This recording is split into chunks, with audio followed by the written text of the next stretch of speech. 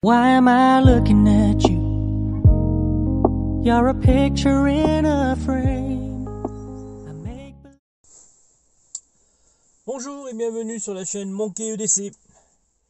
Donc petite vidéo supplémentaire aujourd'hui, après une pause déjeuner vite faite dans la voiture, puisque malheureusement, comme vous le savez, les restaurants et les établissements où on pouvait se mettre au chaud sont fermés quasiment, les bars, les cafés, ainsi de suite, ce qui est bien dommage d'ailleurs, car ça détruit, je pense, une bonne partie du lien social que ça peut créer, surtout dans les petits villages comme par ici, puisque tout se fait dans les bars. Même les négoces et les ventes se font dans les bars. Mais bon, c'est le Covid, on peut comprendre effectivement qu'il y a des priorités et la santé en fait partie.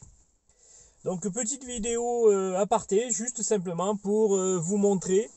Vous saviez que j'étais à la recherche d'un Victorinox bleu, de préférence un Spartan.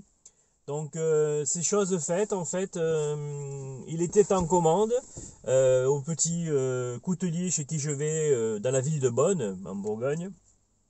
Vidéo précédente ou antérieure dans laquelle je vous montre un petit peu cette ville et puis surtout l'hospice de Bonne. Donc je l'ai récupéré et il est là. Donc il fait partie maintenant de mon petit set coloré bleu. Voilà. Donc il est en accompagnant avec le Pailleres Salsona. Voilà. Donc dédicace à la chaîne Couteau, produit qu'il connaît très bien. Même s'il aime beaucoup les opinels, c'est vrai qu'il a tendance à revenir régulièrement chez Salsona. On peut le comprendre, ce sont de très jolis et de très bonnes lames au quotidien, surtout pour la table. Voilà, donc il était bleu, il me fallait pour un accord bien sûr mets et couleur, il me fallait un Victorinox bleu. Donc c'est chose faite par ceci, donc un bleu translucide. Je voulais quand même apporter un petit côté plus sympa que le bleu classique, plastique opaque là. J'ai trouvé le dessin et les motifs à l'intérieur sont un peu sympas. On retrouve un petit peu le côté aluminium que l'on voit par transparence. Et je trouve que ça s'accorde très bien avec ce bleu là et l'inox que l'on voit ici sur le ressort. Donc, et petite particularité, ça c'est cadeau de mon coutelier. Qui s'est dit tiens pourquoi pas, faisons quelque chose d'original, et donc il a bien sûr été gravé. Alors c'est peut-être à l'envers, je sais pas, vous allez peut-être le voir à l'envers, je sais pas si vous allez bien le voir, voilà, mais donc c'est gravé au nom de Monkey EDC, le nom de ma chaîne. Très joli, très gentil, attention, je l'en remercie beaucoup. Après pour le reste, on est sur le classique d'un Spartan, hein, donc bien sûr avec le tire-bouchon, Bourgogne oblige, hein, voilà. Et puis on va retrouver le poinçon, ça aussi, au quotidien, bien sympathique pour l'utilisation. Je l'utilise pas mal moi pour faire des trous, des pré-trous dans certaines conditions, je l'utilise pas mal. On va retrouver la petite lame, toujours. Ça c'est bien sympa aussi pour ouvrir les petits cartons ou les petits paquets en plastique lorsque vous achetez quelque chose, c'est bien sympa ça. Voilà. On va retrouver le décapsuleur, parce que quand il fait très chaud, on boit pas trop de vin, mais une petite bière. Surtout que par ici il y a un brasseur qui fait une bière de Bourgogne qui est super sympa. On peut la retrouver en blond, en brune et en ambré. Qui est une bonne petite bière, je vous montrerai peut-être un jour, je ferai une vidéo sur ces établissements, ils sont sympathiques à voir. Voilà, donc un décapsuleur, le tournevis plat, ça bien sûr c'est toujours utile. Et puis l'ouvre-boîte, alors bon, vous connaissez ma position sur l'ouvre-boîte, à l'heure actuelle je vois pas trop bien l'utilité, mais j'imagine que dans certains endroits ça doit être encore utile, voilà. Et puis le petit tournevis ici en haut, voilà. Donc il y a, si l'on souhaite mettre une petite dragonne, il y a le petit anneau qui est fourni avec aussi, hein, voilà. Donc j'ai eu donc la gravure en cadeau et mon coutelier bien sympathique m'avait donné le petit tournevis pour les lunettes, eh ben, vous savez quoi, je l'ai perdu. Déjà, ça commence fort, voilà.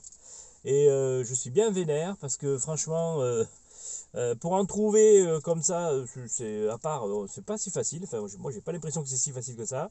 Lui, il en avait quelques-uns, il me l'a offert, c'est très gentil de sa part. Du coup, je vais devoir aller retourner le voir pour en prendre 3 ou 4. Hein. C'est question de me faire un stock. Parce que bon, là, du coup, je l'ai perdu, ça m'embête bien. Voilà. Donc voilà, je voulais vous présenter, je vous avais dit que je vous le présenterai quand il arrivera, quand il sera arrivé. Donc il est là, hein, voilà. Il est là, donc bien sympa. Et puis bon, vous voyez plus ou moins l'utilité sur la. Reportez-vous à la vidéo utilisation de mon EDC au quotidien pour voir pourquoi j'utilise un couteau Victorinox. D'ailleurs, comme tout le monde, hein, pour faire les quelques petits outils. Il y a toujours bien sûr le cure-dent, il y a comment ça s'appelle, la petite pince à épiler. Ça aussi, j'ai eu l'occasion quelques fois de l'utiliser. Et alors bizarrement, j'arrive à me mettre plus souvent des échardes et des morceaux de bois en ville que à la campagne. Alors ça, j'ai jamais compris pourquoi, mais bon. Ça doit être mon karma.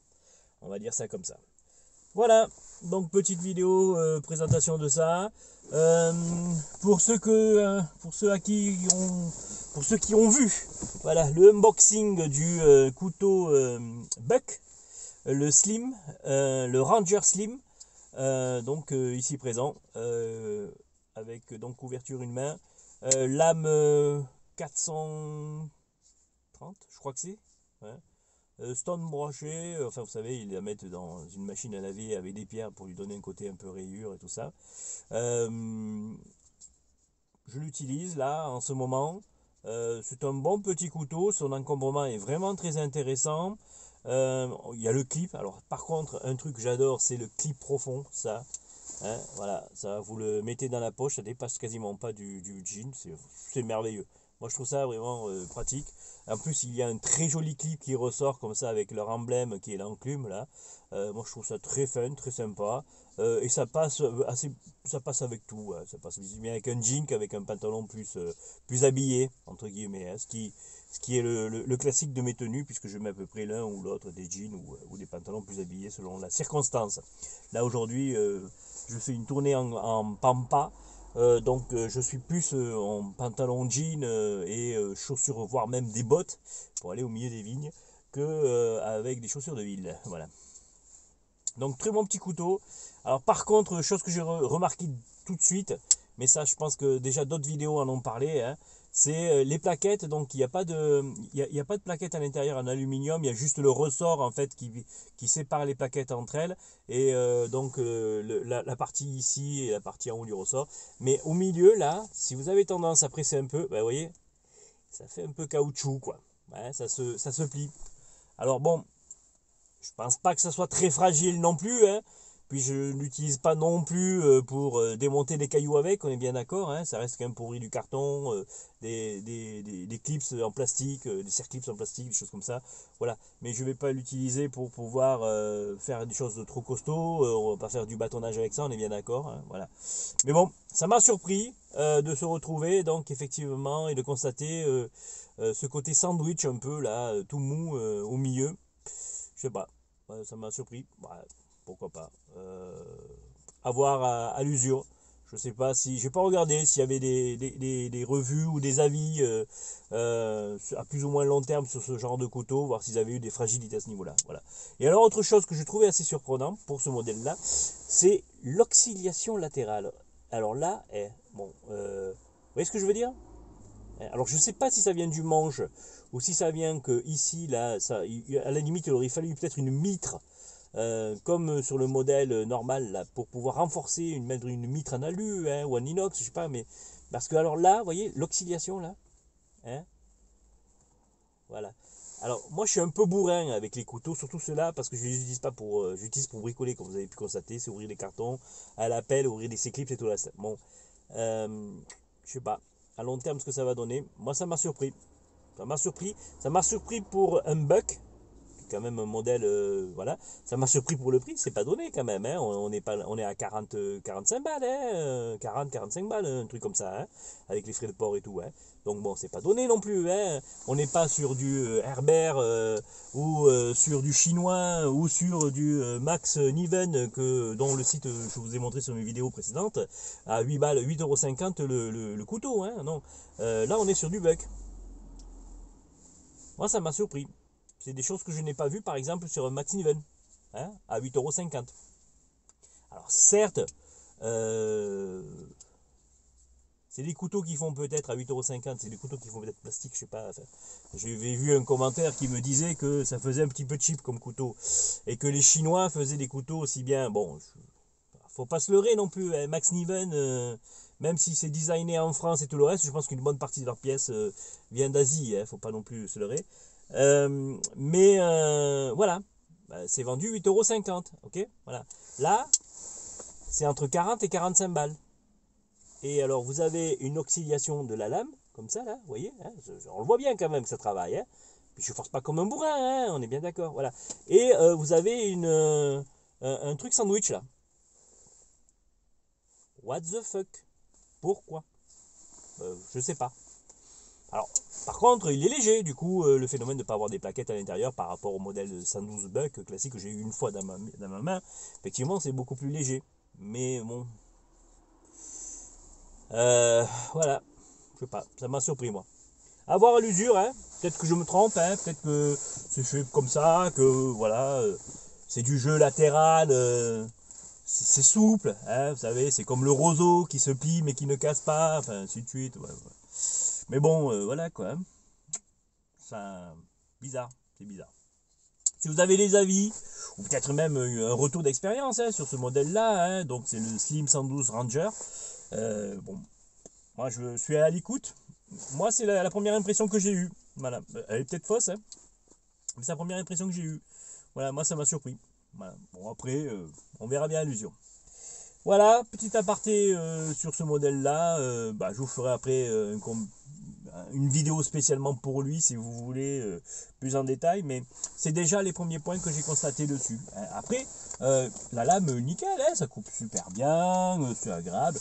L'ouverture à une main, c'est facile. Bon, la fermeture à une main aussi, vous savez, il faut jouer avec le sans se faire mal aux doigts. Hein, hop là, voilà, bien sûr. Il faut jouer à l'astuce, hein, pour pouvoir le refermer, mais ça se fait. Bon, ça c'est bien, hein, ça, moi c'est pas comme un liner lock où on fait tout d'une main comme ça, là il faut se faire un peu assister par le bras, la jambe, le corps, un arbre, ce que vous trouvez devant vous pour vous aider à le plier. Mais voilà quoi, à voir à long terme. Sinon à part ça, bon, le couteau est sympa. Est-ce que ça en vaut 40 à 45 €? Je sais pas. La lame, je suis sûr, est de bonne qualité. Le reste, après, est-ce que ça va tenir la route? Je sais pas. On verra ça. On verra ça. Voilà. C'est à peu près tout ce que j'avais à vous dire sur cette courte vidéo. Blabla. Merci bien. À bientôt. Au revoir.